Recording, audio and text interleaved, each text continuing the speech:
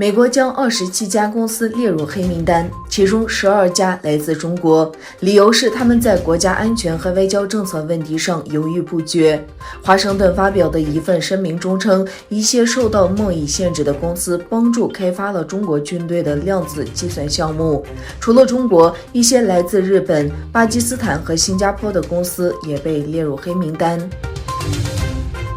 德国总理默克尔和波兰总理马修茨·莫拉维会晤后举行了联合新闻发布会。默克尔表示，在白俄罗斯波兰边境的移民危机中，他的国家与波兰完全一致。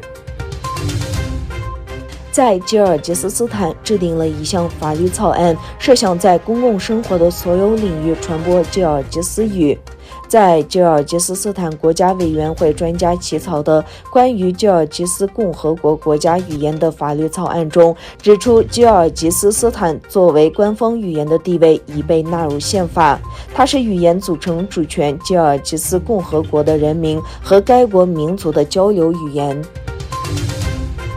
由于欧洲国家冠状病毒流行的每日病例数惊人增加，各国政府在此加大措施。作为法国抗击疫情的一部分，从今天起，在封闭的公共区域必须戴口罩。美国国家航空航天局 NASA 发现了一颗距地球数千光年的新行星，据说这颗行星的质量约为木星的5倍，并在短短16个小时内围绕其恒星运行，但可能在1000万年后都不存在。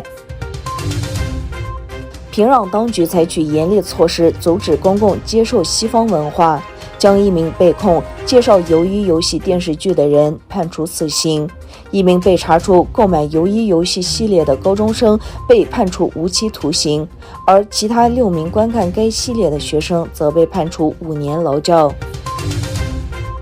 根据11月发布的一份报告，100多家国际公司面临着在东突厥散销售由维吾尔强迫劳动生产的棉花产品的风险，因为中国的棉花产业隐藏了棉花的来源。英国谢菲尔哈德勒姆大学海伦娜·肯尼迪国际正义中心编写的题为《洗棉：新疆棉花如何在国际供应链中被隐藏》的报告中指出，中国5家主要纱线和面料供应商使用的棉花来自其所在地区维吾尔人生活的地区。